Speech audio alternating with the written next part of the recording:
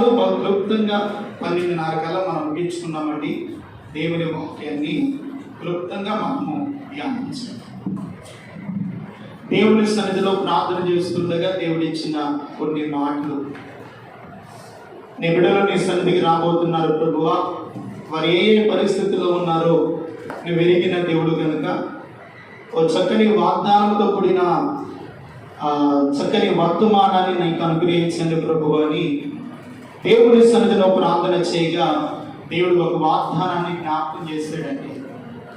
దేవుడు ఒక మాట సెలవిస్తే మన జీవితాలు మారిపోతాయి. హల్లెలూయా, అవునా కదండి? దేవుడు ఒక మాట సెలవిస్తే మన జీవితాల్లో గొప్ప కార్యాలు ప్రభు చేస్తాడు. ఆ మాట మనల్ని ఎంతగానో ఆదరిస్తుంది, ఆ మాట మనల్ని ఎంతగానో ధైర్యపరుస్తాయి, ఆ మాటలు మనల్ని ఎంతగానో ఆదరిస్తాయి. కనుక మనం ఉన్నటువంటి పరిస్థితుల్లో మనల్ని అర్థం చేసుకునేవాడు మన బంధువులు కానీ, మన రక్త సంబంధికులు కానీ, మన తోబుట్టులు కానీ ఎవరు మనలను అర్థం చేసుకోరు. నిన్ను నన్ను అర్థం చేసుకోగలిగిన దేవుడు సిలువ వేయబడిన యేసు మాత్రమే. ఆయన తప్ప ఎవరికి చెప్పుకున్నా మన సమస్య తీరుతుందా? ఎవరు తీర్చలేదు. ఆయన చెప్తే ఆ సమస్య నుండి నిన్ను విడిపించి నీ జీవితంలో గొప్ప కార్యాలు చేయగలిగిన దేవుడే మనం ఆరాధిస్తున్న దేవుడు. హల్లెలూయా. ఈ రోజున దేవుని వాక్యాన్ని ధ్యానం చేద్దాం. మన అంశం ఏమిటంటే, నేను ఏర్పరచుకుంటున్నానని నీతో చెప్పి ఉన్నాను. ఏమిటి? నేను ఏర్పరచుకొని ఉన్నానని నీతో చెప్పి ఉన్నాను. ఈ రోజున ఈ స్థలంలో ఉన్న నిన్ను నన్ను ఏర్పరచుకున్న దేవుడు అంటున్నాడు, నిన్ను ఏర్పరచుకొని ఉన్నాను అని నీతో చెప్తున్నాను, నీవు భయపడవద్దు అని దేవుడు సెలవిస్తూ ఉన్నాడు. చూడండి, మూల వాక్యముగా మనం ఎన్నో సందర్భాల్లో ప్రార్థనలో కానీ ఈ వాగ్దానాన్ని మనకు జ్ఞాపకం చేసుకుంటూ ఉంటాం. మనకు చాలా రొటీన్ అయినటువంటి మాట, చాలా పరిచయమైనటువంటి వాక్యాన్ని మనం చదువుకున్నాం. యెషయా గ్రంథము 41వ అధ్యాయము 10వ వాక్యాన్ని చదువుకున్నాం.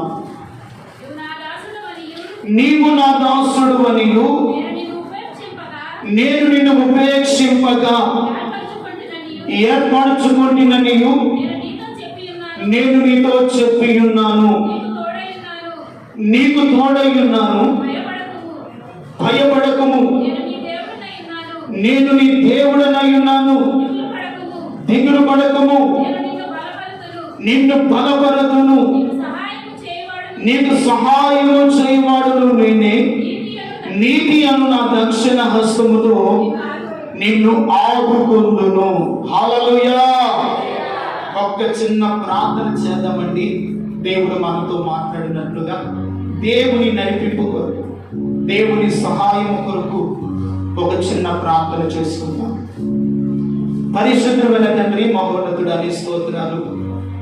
చదివిన వాక్య భాగాన్ని దీవించి మీరు మాతో మాట్లాడండి. నీ మాటలు వినగలిగిన చెవిని, గ్రహించే హృదయము, వాక్యానుసారమైన జీవితాన్ని మాకు దయచేయండి. నీ బిడ్డలు నీ మందిరంలోకి వచ్చారయ్యా. ఎవరు ఏ పరిస్థితుల్లో ఉన్నారో ఎరిగిన దేవుడు కనుక నీ వాక్యము ద్వారా మీరు ఆదరించండి, నీ వాక్యము ద్వారా ధైర్యపరచండి. నీ వాక్యములో ఉన్న సారాంశాన్ని వారు గ్రహించి ఆ వాక్యానుసారంగా నడవగలిగిన కృపను నాకును నీ బిడ్డలకు ప్రసాదించమని యేసు నామమున ప్రార్థన చేస్తున్నాము తండ్రి. ఆమేన్. హల్లెలూయా. అందరూ చాలా జాగ్రత్తగా కొద్ది నిమిషాల వాక్యం మీద మనసుంచుదాం. మనం చదువుకున్నటువంటి ఈ అధ్యాయంలో, ఈ వచనంలో 4 విషయాలు గమనించాలి. ఎన్ని విషయాలు గమనించగలుగుతాం?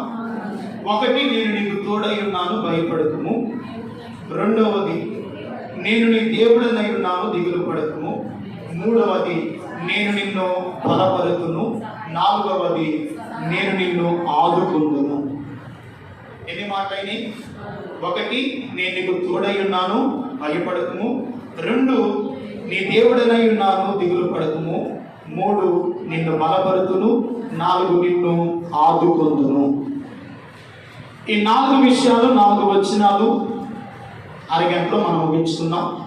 ప్రియమైన దేవుని బిడ్డారా, ఈ రోజున మనలను దేవుడు ఏర్పరుచుకున్నాడు. దేవుని చేత పిలువబడిన వారు, దేవుని చేత కొనబడిన వారు, దేవుని చేత ఆయన ఎన్నికలో ఉన్నవారు. ఆయన ఎన్నికలో ఉన్న నిన్ను నన్ను తండ్రి అయిన దేవుడు ఎన్నడూ ఉపేక్షింపక ఆయన నిన్ను నన్ను ఏర్పరచుకొని ఉన్నాడు. మరి దేవుడు మనల్ని ఏర్పాటు చేసుకొని ఉంటే నువ్వు ఎందుకు భయపడాలి? నువ్వు ఎందుకు ఆందోళన చెందాలి? నువ్వు ఎందుకు దిగులు పడాలి? నీ దేవుడు చాతకాని వాడా? నీ దేవుడు అసమర్థుడా?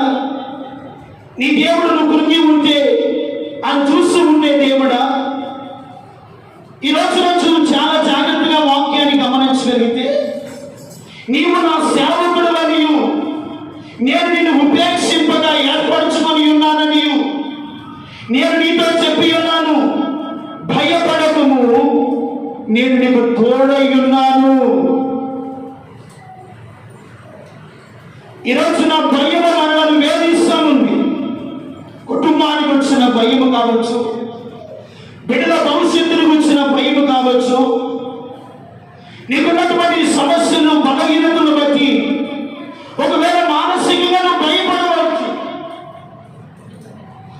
ఆ భయపడుతున్న సమయంలో దేవుడు నాకు ఎప్పుడు తోడుగా ఉంటాడా? దేవుడు నన్ను ఎప్పుడు విడిపిస్తాడా? దేవుడు నాకు ఎప్పుడు ఆదుకుంటాడా అనే సందర్భాల్లో దేవుడు నీతో మాట్లాడుతున్న మాట ఏమిటంటే, ఆదికాండ గ్రంథము 15వ అధ్యాయము 1వ వాక్యాన్ని చదువుకున్నాం. ఇవి జరిగిన తరువాత యెహోవా వాక్యము అబ్రామునకు ప్రత్యక్షమై దర్శనమందు వచ్చి, అబ్రామా భయపడకుము, నేను నీకు కేడెమునై ఉన్నాను. హల్లెలూయా. అబ్రహాము తండ్రి అయినటువంటి తెరాహు గృహం యొద్ద ఉన్నాడు. అబ్రహాము తండ్రి పేరు తెరాహు. వారు వృత్తి ఏమిటంటే విగ్రహారాధన చేసేవారు, బొమ్మలు తయారు చేసేవారు. సర్వశక్తి కలిగిన దేవుడు అబ్రహాముకు ప్రత్యక్షమయ్యాడు. దర్శనమందు దేవుడు అతనికి ప్రత్యక్షమై, యెహోవా వాక్కు అతనికి ప్రత్యక్షమై, భయపడకుము, నేను నీకు కేడెమునై ఉన్నాను అన్నాడు. ఏమంటున్నాడు? భయపడకుము, నేను నీకు కేడెమునై ఉన్నాను. ఆయన మనకు కేడెముగా ఉండే దేవుడు, ఆయన మనకు తోడై ఉన్నటువంటి దేవుడు. దేవుడు తోడుగా ఉంటే ఎందుకు మనం భయపడాలి? దేవుడు నీకు తోడుగా ఉంటే, దేవుడు వాక్యము నీకు తోడుగా ఉంటే ఎందుకు నువ్వు అపజయపోవాలి? ఎందుకు నువ్వు మానసికంగా కృంగిపోవాలి? సర్వశక్తి కలిగిన దేవుడు అబ్రహాముతో వాగ్దానం చేశాడు. ఆ వాక్యము ఎవరికి ప్రత్యక్షమైంది? అబ్రహాముకు ప్రత్యక్షమైంది. దర్శనమందు ఏ రీతిగా ఆ వాక్యము ప్రత్యక్షమైందో దేవుడు అన్నాడు, భయపడకము, నేను నీకు కేడెమునై ఉన్నాను, నీ బహుమానము అత్యధికమగును.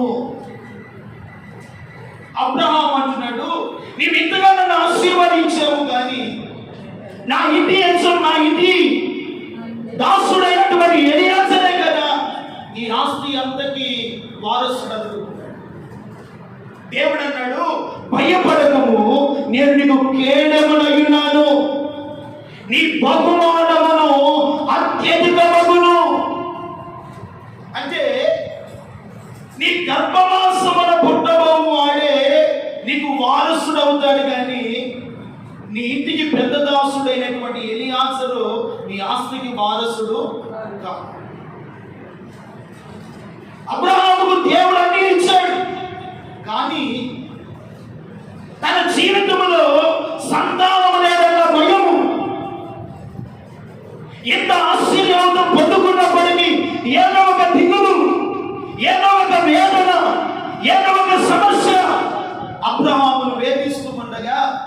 ఎవరు ప్రత్యక్షమయ్యాడంటే యెహోవా వాక్కు ప్రత్యక్షమైంది. హల్లెలూయా. ఈ రోజు నువ్వు భయపడుతున్నావేమో, ఈ మధ్యాహ్న సమయంలో యెహోవా వాక్యము మన మధ్యలో ప్రత్యక్షమై ఉంటున్నాడు. భయపడకుము, నేను మీకు కేడెమునై ఉన్నాను. హల్లెలూయా. దేవుడు మాకు ఎలా ఉన్నాడంట? కేడెమునై ఉన్నాడు. నువ్వు దేనికి భయపడనక్కర్లేదు. ఒకవేళ నీ ఇంటి వారు పట్టించుకోకపోయినా, నీ భర్త సరిగా చూసినా జరగకపోయినా, నీ బిడ్డలకు సరైన స్థితి ఉన్నా లేకపోయినా, నీ దేవుడైన యెహోవా ఎటువంటి వాడంటే, నేను నీకు తోడై ఉన్నాను, భయపడకుమని వాగ్దానం ఇస్తున్నటువంటి దేవుడు. హల్లెలూయా. లోకములో ఎందరో ఉన్నారండి. అందరిని ఏర్పరచుకోకుండా దేవుడు ఎవరిని ఏర్పరచుకున్నాడంటే, ఈ స్థలంలో కూర్చున్న నిన్ను నన్ను దేవుడు ఏర్పాటు చేసుకుని ఉన్నాడు. దేవునికి మహిమ కలుగునుగా. దేవుడి ఏర్పాటులో ఉన్న నీవు దేనికి భయపడనక్కర్లేదు. నీ పక్షమున నిలబడేవాడు, నీ సమస్యలలో నీకు తోడై ఉన్నవాడు, నీకు ధైర్యాన్ని ఇవ్వగలిగిన వాడు, నీ జీవితంలో గొప్ప కార్యాలు చేయగలిగిన వాడు ఈ రోజున నేను ప్రకటిస్తున్న దేవుడే. ఆయన పేరు నజరేయుడైన యేసు. భయపడవద్దు. అబ్రాహాము కుమారుడైన ఇస్సాకు కూడా శ్రమ ఎదురైంది. శ్రమ ఎదురైనప్పుడు దేవుడు అతనికి ఇచ్చినటువంటి వాగ్దానం ఏమిటంటే, ఆదికాండ గ్రంథము 26వ అధ్యాయము 24వ వచనాన్ని చదువుకుంటే,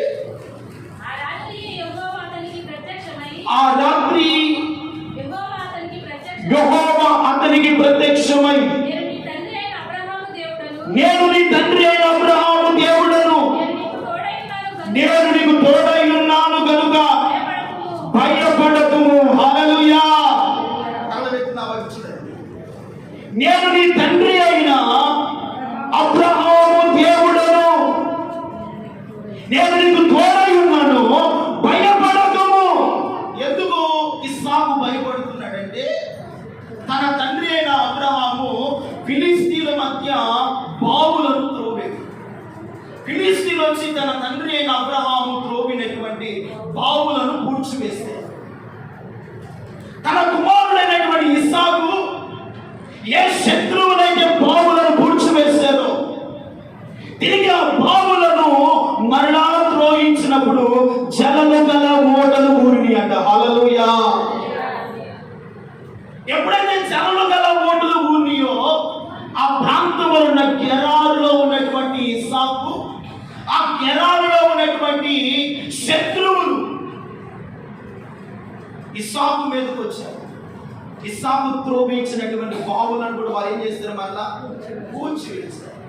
అక్కడ గెరారు కాపురస్తులకును ఇస్సాకు కాపురస్తులకును అక్కడ గొడవ వచ్చినట్లుగా మనం లేఖనాల్లో చూడగలుగుతాం.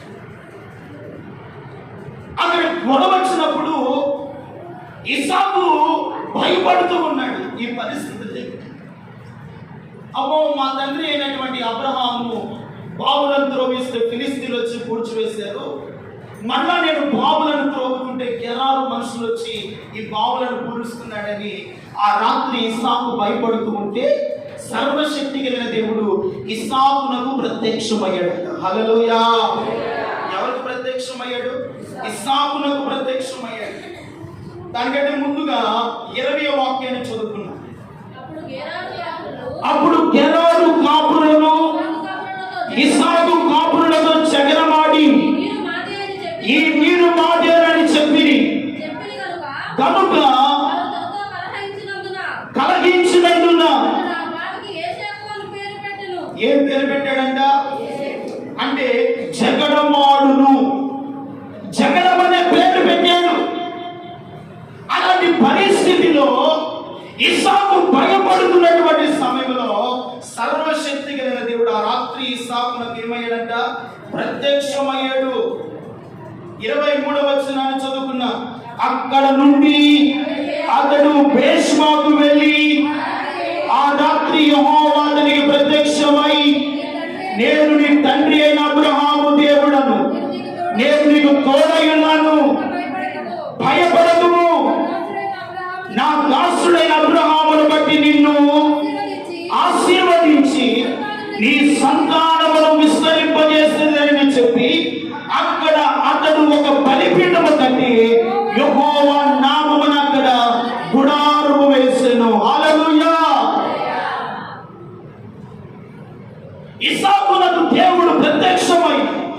నేను నీ తండ్రి అయిన అబ్రహాము దేవుడను, నువ్వు భయపడవద్దు, నేను నీకు తోడైనా. మరి అబ్రహామునకు తోడైన దేవుడు, ఇస్సాకునకు తోడైన దేవుడు మనకు తోడుగా ఉన్నాడా? తలవెత్తిన వైపు చూడండి, మనకు తోడుగా ఉన్నాడా? ఆయన నిశ్చయముగా నీకు నాకు ఈ స్థలంలో కూర్చున్న మనందరికీ ఆయన తోడై ఉంటాడు. ఆయన తోడుగా ఉంటాడు. నువ్వు దేనికి భయపడవద్దు. నువ్వు చేయవలసింది ఏమిటంటే, ఇస్సాకు ఎప్పుడైతే దేవుడు చెప్పాడో ఆ మాటకు లోబడ్డాడు కనుకనే ఇస్సాకును దేవుడు ఆ దేశమందు విస్తరింపజేసి ఆశీర్వదించాడు. హల్లెలూయా. ఆశీర్వదించిన వెంటనే ఇస్సాకు యెహోవా నామమున బలిపీఠము కట్టాడు. హల్లెలూయా. నీవు కూడా నీకొచ్చిన శ్రమలలో, బాధలలో, ఇరుకు ఇబ్బందులో నీవు బలిపీఠము కట్టి ప్రార్థన చేయగలిగితే నా దేవుడు నిశ్చయముగా మీకు తోడయుండును గాక. దేవుడు నిన్ను బలపరచును గాక. మీరు బలిపీఠము కట్టారు. ఆనాడు ఇశ్రాయేలు 12 రాళ్ళు చూసుకొని ఇస్సాకు బలిపీఠము కట్టాడు. అక్కడ బలిపీఠము కట్టి ప్రార్థన చేసి వేశాడంట, గుడారము వేశాడు. నీవు కూడా ప్రార్థన చేసి దేవునికి మిమ్మల్ని మీరు అప్పగిస్తే మీ జీవితంలో మీ దేవుడు బలసూచకమైనటువంటి గొప్ప కార్యాలు జరిగిస్తాడు. హల్లెలూయా. ఏ శత్రువు చేత మీరు బాధించబడుతూ ఉన్నారు, ఏ రోగము చేత కుమిలిపోతూ ఉన్నారు, ఏ ఆర్థిక పరిస్థితుల్లో మీరు నలిగిపోతూ ఉన్నారు, దేవుడు అన్నాడు, నేను నీకు తోడై ఉన్నాను, భయపడవద్దు. హల్లెలూయా. నీతో ఎవరు ఉన్నా లేకపోయినా నీ దేవుడు ఎన్నడూ కూడా నీకు తోడై ఉన్నాడు. ఇప్పుడు గెరారు కాపురస్తులకు, ఇస్సాకు కాపురస్తులకు ఎడమ కలిగినప్పుడు యెహోవా అతని కంట తోడై ఉన్నాడు. మరి నీ జీవితంలో నీ ఇంటి వారి మధ్య కానీ, నీ అక్క చెల్లెల మధ్య కానీ, నీ అన్నదమ్ముల మధ్య కానీ వివాదం వచ్చినా, శోధన వచ్చిన, సమస్యలు వచ్చిన భయపడవద్దు. నీవు ఆరాధిస్తున్న దేవుడే నీకు తోడై ఉండును గాక. ఆయనే మిమ్మల్ని బలపరచును గాక.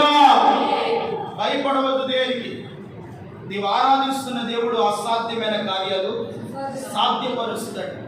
ఏ బలహీనతతో బాధపడుతున్నావో నీ బలహీనత కొరకు యేసయ్య బలహీనుడుగా శిలువ మ్రాను మీద వేలాడుతున్నాడు. హల్లెలూయా. ఆ బలహీనతను శిలువ ద్వారా కొట్టివేసి మనకు మంచి ఆరోగ్యాన్ని ప్రసాదించడానికి ఆరోగ్య దాతగా దేవుడు మన మధ్యలోకి దిగి వచ్చాడు. హల్లెలూయా. కనుక దేనికి భయపడవద్దు.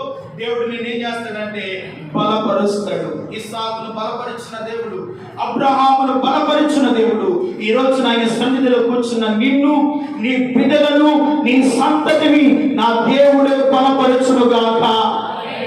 ఇంకా ఒకవేళ నీ బిడ్డలు ఇంటర్మీడియట్ ఎగ్జామ్ రాశాడు, ఫస్ట్ ఇయర్, సెకండ్ ఇయర్, ఒకవేళ 10th క్లాస్ ఎగ్జామ్ రాస్తున్నారు, వచ్చే నెలలో రిజల్ట్స్ రాబోతుంది, ఎలా రాశాడని ఆందోళన, భయము, ఎలాంటి మార్పులు వస్తాయని భయపడుతున్నారేమో, నిశ్చయముగా నీ దేవుడు నీకు తోడై ఉన్నాడు.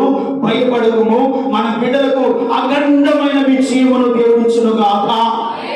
ఆయన మన బిడ్డలకు ఒక ఆశీర్వాదకరమైన పాత్రలుగా దేవుని మందిరంలో సాక్షాత్మైన నిలబెట్టును గాక. ఆయన చేస్తాడు. నువ్వు నమ్మితే ఆయన కార్యాలు నీ జీవితంలో పరిశుద్ధాత్మ దేవుడే చేయును గాక. రెండో పాయింట్, నేను నీ దేవుడనై ఉన్నాను, దిగులు పడకుము. ఏమన్నాడు? దిగులు పడకుము. యెహోషువ గ్రంథము 1వ అధ్యాయం 9వ వాక్యం.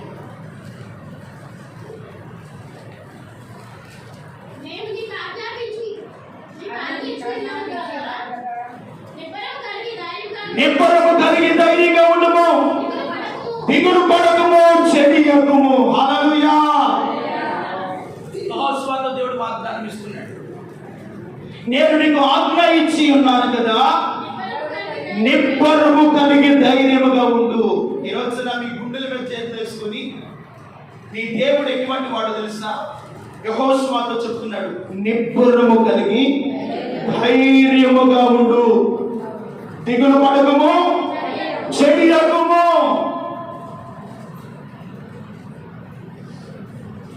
ఎప్పుడైతే మోషే మృతి పొందాడో యెహోషువకు భయము కలిగింది. ఇంతటి లక్షల కాలువలని నేను నడిపించగలుగుతానా?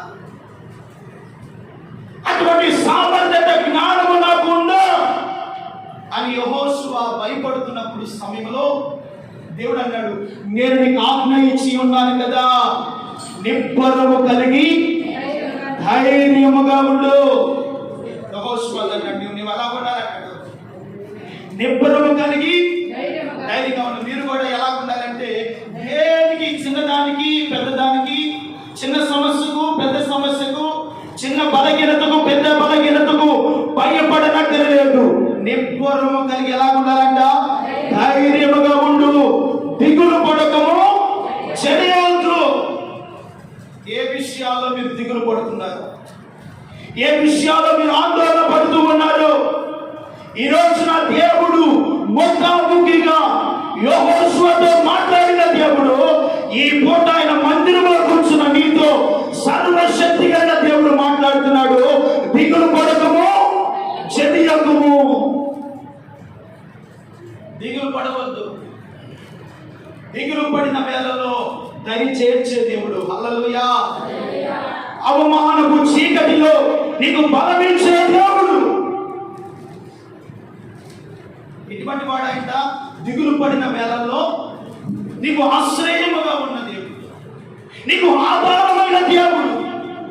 నువ్వు ఎందుకు దిగులు పడుతూ చెడిస్తున్నావు? ఆనాడు ఇశ్రాయేలు ప్రజలు యెహోషువ యోర్దాను నది దాటబోతున్న సమయంలో వారు భయపడ్డారండి. వారు దిగులు పడ్డారు. ఆదాముపురము నుండి పారుతున్నటువంటి ఆ యోర్దాను నది నీరు యెహోషువ యాజకులు ఆ యోర్దాను నదిలో యాజకుల పాదాలు ఎప్పుడైతే ఆ యోర్దాను నీళ్లు తాకినాయో ఆదాముపురము నుండి పారుతున్నటువంటి ఆ నీరు యెహోషువ జనులందరూ చూస్తూ ఉండగా భయపడుతూ ఉన్నారు, వణుకుచూ చెడియేస్తూ ఉన్నారు. ఎప్పుడైతే యాజకుల అరికాలు యోర్దాను నదికి తాకినాయో పారుచున్నటువంటి యోర్దాను నీరు ఒక్కసారిగా ఏకరాశిగా నిలిచాడు. చప్పలు కొడుతూ దేవునికి మహిమ కలుగును గాక. ఎక్కడ నుండి పారుతున్నట? ఆదాముపురము నుండి పారుతున్నటువంటిది. ఎప్పుడైతే యాజకులు అరికాలు యోర్దాను నీళ్లకు తాకినాయో పారుచున్నటువంటి యోర్దాను మీరు ఏకరాశిగా నిలిచింది. అప్పటి వరకు యెహోషువ భయపడ్డాడు, యెహోషువ దిగులు పడుతున్నాడు. జనులందరూ ఈ యోర్దాను నది మనము దాటగలుగుతామా అని యెహోషువతో మాట్లాడుతూ ఉన్నటువంటి సమయంలో సర్వశక్తి కలిగిన దేవుడు యెహోషువ అన్నాడు, ఇదిగో నీ ముందరున్నటువంటి యాజకుల అరికాలు యోర్దాను నదిలో పెట్టమన్నాడు. ఎప్పుడైతే యాజకులు యోర్దాను నదిలో పెట్టారో ప్రియమైన వారలారా, వారి ఎదుట ఉన్న సమస్యను దేవుడు మార్గాన్ని సరళము చేసిండు.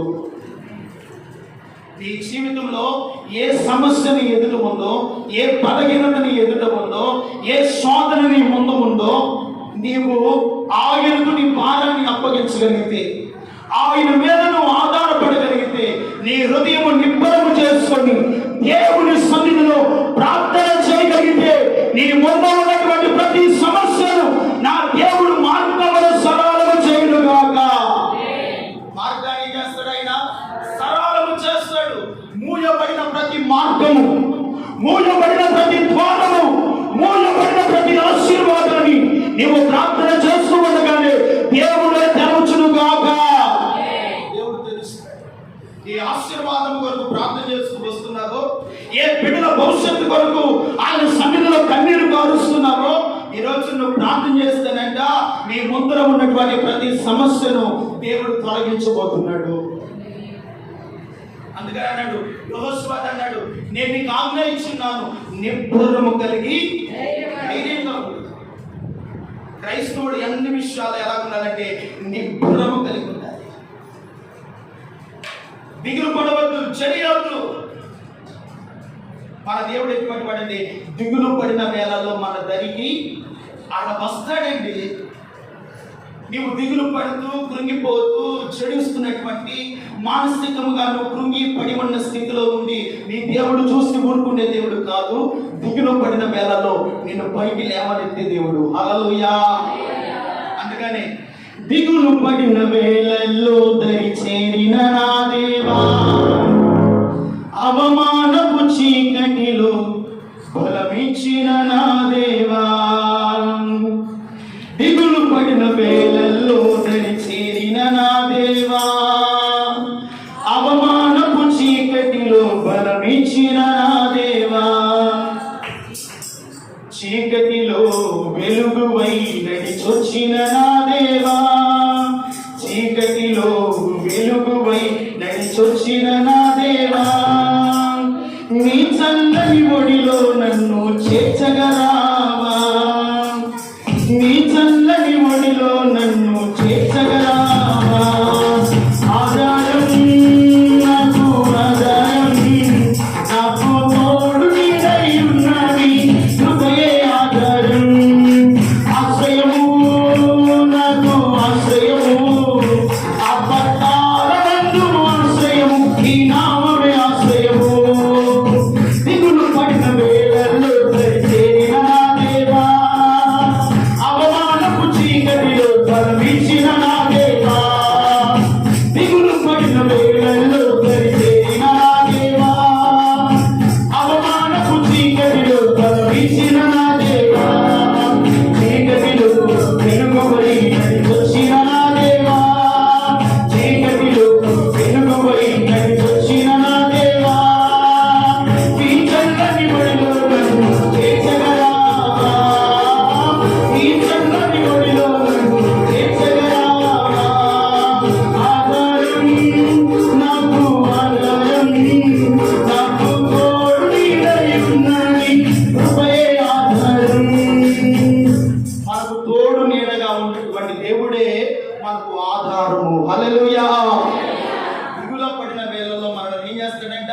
దరి చేర్చి అవమానపు చీకటిలో బలమిచ్చే దేవుడు, నిన్ను ధైర్యపరిచే దేవుడు, నిన్ను పడిన స్థితిలో నుండి లేవనెత్తి నా కుమారుడు నా కుమార్తె, ఇదిగో నీవు ఈ పరిస్థితిలో తిరిగి ఉన్నావు కదా, ఈ పరిస్థితిని బట్టి నువ్వు దిగులు పడుతున్నావు కదా అని నిన్ను లేవనెత్తి బలపరచగలిగిన దేవుడు మనం ఆరాధిస్తున్న దేవుడికి మాత్రమే సాధ్యం. కనుక నువ్వు దిగులు పడుతున్న వేళల్లో నిబ్బరము కలిగి ఆయన వైపు చూడు. నీ జీవితంలో యోద్ధాన్ని ఏకరాశిగా నిలిపిన దేవుడు నీ సమస్యను దేవుడు తీసివేయలేడా? నీ అప్పులు ప్రభు తీసివేయలేడా? నీ బిడ్డల జీవితాల్లో గొప్ప కార్యాలు ప్రభు చేయలేడా? నిశ్చయముగా బలసూచకమైన కార్యాలు చేయనుగాక. మూడో పాయింట్, నేను నిన్ను బలపరుతున్నా. మూడవది ఏంటి? నేను నిన్ను బలపరుతున్నా. చదవద్దులే, ఫిలిప్పీయులకు రాసిన పత్రిక 4వ అధ్యాయము 13వ వచనం, నన్ను బలపరచు వాని యందు నేను సమస్తమును చేయగలను. హల్లెలూయా. పౌలు అంటాడు, నన్ను బలపరచు వాని యందు నేను సమస్తమును చేయగలను. నీ జీవితంలో ఈ రోజున ఏ పరిస్థితుల మధ్యలో వచ్చావో నీ జీవితంలో నిన్ను బలపరచడం మాత్రమే కాదు, సమస్తమైన కార్యాలు దేవుడే చేయునుగాక. పౌలు గారు అంటాడు, నన్ను బలపరచు వాని యందు నేను సమస్తమును చేయగలను. నీ జీవితంలో ఏది చేయాలని ఆశిస్తున్నావో, ఏ ఆశీర్వాదము పొందాలని కోరి వచ్చావో, ఏ దీవెన కొరకు దేవుని మందిరంలో ప్రార్థన చేస్తూ వస్తున్నావో, నిన్ను బలపరచడం మాత్రమే కాదు, సమస్తమైన కార్యాలు నీ జీవితంలో ప్రభువు చేయబోతున్నాడు.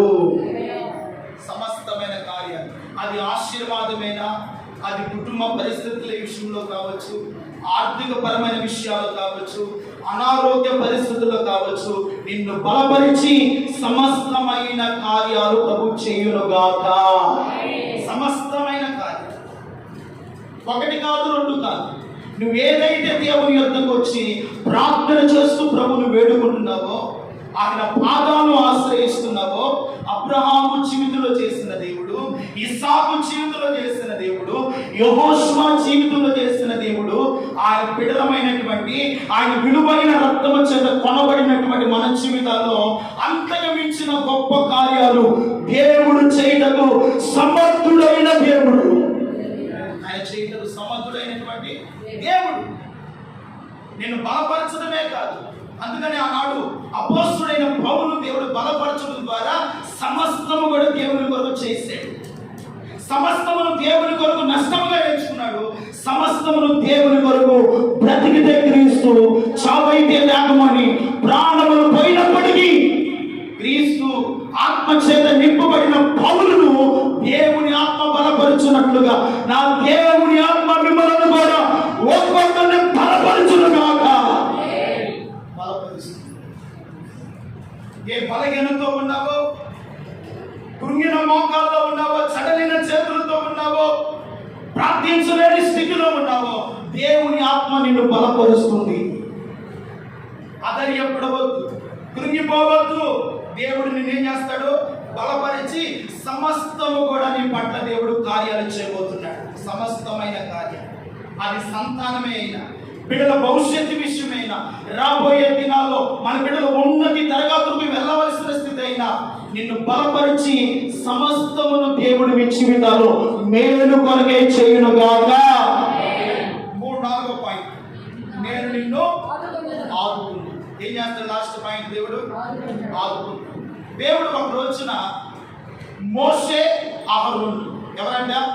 మోషే, అహరోను ఎక్కడికి వెళ్ళారంటే అమాలీకులతో యుద్ధానికి వెళ్ళారు. ఎవరితో యుద్ధానికి వెళ్ళారు?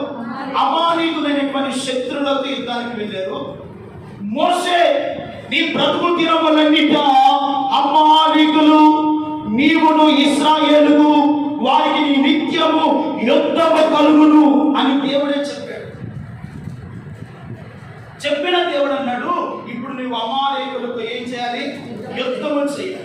యుద్ధము చేయాలంటే మోషే ఆయన శిఖరం మీద ఉన్నాడు, పర్వతం మీద ఉన్నాడు. యెహోషువ యుద్ధ భూమిలో ఉన్నాడు. ఎక్కడ ఉన్నాడు? యెహోషువ యుద్ధ భూమిలో ఉన్నాడు.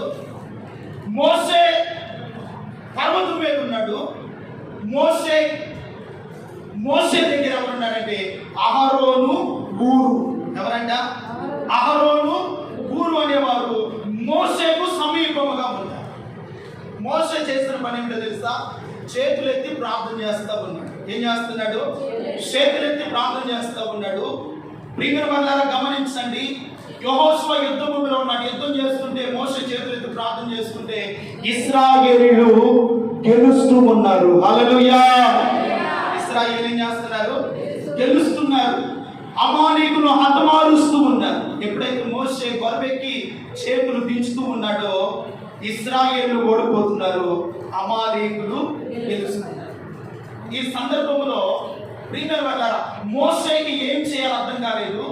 అహరోను, హూరు అని వారు ఉన్నారు. ఈ పరిస్థితుల్లో మనం ఎలా బయటపడాలని వారు ఆలోచన చేస్తే ఏం చేశారంటే మోషేను తీసుకెళ్లి ఒక రాయి మీద కూర్చోబెట్టారు. ఎవరు తీసుకుని వెళ్ళి? మోషేను తీసుకెళ్లి ఒక రాయి మీద కూర్చోబెట్టారు. మోషే చేతులు ఎత్తి ఉన్నాడు. ఈ వైపున అహరోను, ఈ వైపున హూరు కలిసి అతని చేతులను ఆదుకొనగా. హల్లెలూయా. ఏం చేశారంట? ఆదుకున్నారు. ఇప్పుడు సూర్యోదయం మొదలుకొని సూర్యాస్తమయం వరకు అహరోను, హూరు మోషే చేతులను ఆదుకున్నారు. దేవునికి మహిమ కలుగును గాక. ఈ రోజున నువ్వు ఏ పరిస్థితిలో ఉన్నావో, ఏ సమస్యల మధ్యలో ఉండి ఎవరు నన్ను ఆదుకుంటారని భయపడుతున్నావేమో, నీ దేవుడు ఎటువంటి వాడంటే నిన్ను ఆదుకుంటే దేవుడు. ఎటువంటి వాడు ఆయన? మోషేను ఆదుకున్న దేవుడు నిన్ను ఆదుకోడా? మోషేను వారి చేతులు ఏ రీతిగా ఆదుకున్నప్పుడు వారి జీవితాల్లో ఒక గొప్ప విజయాన్ని ఇశ్రాయేలును చూశారు. ప్రియమైన వారు, నీవు కూడా నీ దేవుడు ఎటువంటి వాడంటే నీతి అను నా దక్షిణ హస్తముతో నిన్ను ఆదుకొందును. దేవుడు మనల్ని ఆదుకుంటాడు. దేవుడు ఆదుకుంటే, ఆపత్కాలమందు దేవుడు మనల్ని ఆదుకుంటే ప్రియమైన వాళ్ళారా మన దేవుడు నీకున్న బాధలన్నిటిలో నుండి నీకు నెమ్మదిని ఇవ్వగలిగినటువంటి దేవుడు. హల్లెలూయా. నీకు సమాధానం ఇవ్వగలిగినటువంటి దేవుడు. నీవు ఏ పరిస్థితిలో ఓటమి వచ్చే కన్నీరు కారుస్తున్నావో నిన్ను ఆదుకునే దేవుడు. ఒకవేళ మన ఇంటి వారు మనం ఆదుకోకపోవచ్చు, మన తోబుట్టులు మనం ఆదుకోకపోవచ్చు, మన బంధువులు మనం ఆదుకోకపోవచ్చు. నీవు ఆరాధిస్తున్న దేవుడు ఆయన వైపు చూస్తే నేను ఏం చేస్తాడంట? ఆదుకుంటే దేవుడు. హల్లెలూయా. అందుకనే 55వ కీర్తన 22వ వాక్యం అంటాడు, నీ భారము యెహోవా మీద మోపుము. చప్పట్లు కొట్టు, దేవునికి మహిమ కలుగును గాక. నీ భారము యెహోవా మీద మోపు. అది ఏ భారమైనా, అప్పుల భారమైనా, కుటుంబ భారమైనా, ఆర్థిక భారమైనా, రోగ భారమైనా ఆయన మీద మీరు భారాన్ని మోపండి. ఈ రోజున పరిశుద్ధాత్మ దేవుడు ఒక్కొక్కరిని ఆదుకొనును గాక, ఒక్కొక్కరిని బలపరచును గాక, ఒక్కొక్కరిని తోడనివ్వను గాక. ఒక్కొక్కరు దిగులు పడుతున్న వేళల్లో ఆయన నీ దరికి వచ్చి నీ జీవితంలో గొప్ప కార్యాలు చేయును గాక. ఆయన నిన్ను ఆదుకునేది. ఆయన ఆదుకోబట్టే మన పాపముల నుండి విడిచి నిలిపించుకున్నాం. ఆయన మనల్ని ఆదుకోబట్టే శాప రోగ సమస్యల నుండి దేవుడు మనల్ని విడిపించాడు. ఈ రోజున ఆ దేవుని నువ్వు ఆదుకోగలిగితే, ఆ దేవుని మీద నువ్వు ఆధారపడగలిగితే, ఆ దేవుని మీద విశ్వాసం ఉంచగలిగితే నిన్ను ఆదుకునే దేవుడే నీ దేవుడై ఉన్నాడు. హల్లెలూయా. మోషేను ఆదుకున్న దేవుడు, ఇశ్రాయేలుకు విజయాన్ని ఇచ్చిన దేవుడు నీ జీవితంలో విజయాన్ని ఇవ్వటానికి, జయాన్ని ఇవ్వటానికి, నిన్ను బలపరచడానికి, నిన్ను ఆశీర్వదించడానికి దేవుడు మీదల గొప్ప కార్యాలు ప్రభువు చేస్తాడు. నిర్గమాకాండంలో ఒక మాట చదివి నేను ముగిస్తాను. 17వ అధ్యాయము, నిర్గమాకాండ గ్రంథం 17వ అధ్యాయంలో